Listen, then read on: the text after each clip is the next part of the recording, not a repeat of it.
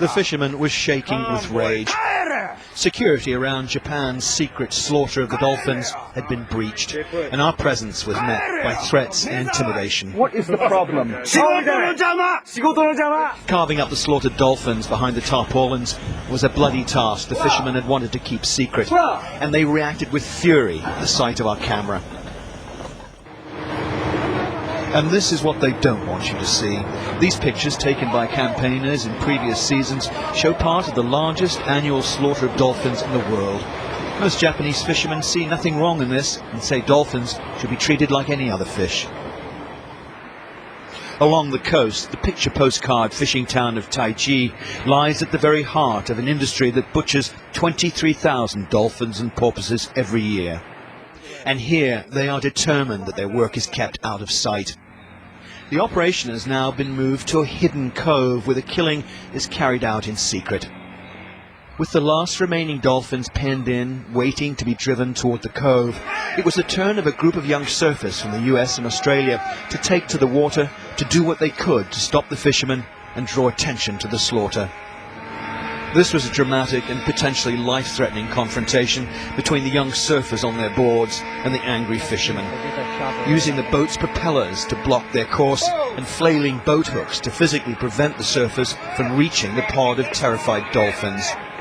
It could have only one outcome. The surfers from the Save the Dolphin campaign were eventually driven back, forced to return ashore. They managed to escape in their van before the police arrived. Veteran Save the Dolphin campaigner Rick O'Barry has his face covered, keeping a low profile. The police also want to talk to him, and it wasn't long before we picked up a tail. The police here are sympathetic to the fishermen whose livelihoods depend on the dolphin hunts. And here's the slaughterhouse right here. You see how they're covering it up? It's hard to believe that this is taking place in this time and age. It is so brutal, so cruel. And you wonder why the world isn't doing something to stop this. Within minutes, our car was surrounded by national police. Sky News. Rick was off to the station for questioning. Peter Shaw from Sky News. Hi, Dave. We caught up with the surfers on the road to Osaka. How are you all feeling? Among them, Hayden Panettiere, star of the TV series Heroes. She and her friends devastated they couldn't have done more to save the dolphins. I wish I was under the water with a rebreather and a tank on, snipping all these nets, and you know what I mean? I mean, if you saw, there's one point where, I mean, they were literally spy hopping, which is when they jump out of the water, they stick their head up out of the water and they can look around and see around them, and this baby stuck his head out and kind of looked at us. And the thought that that baby's no longer with us is horrendous.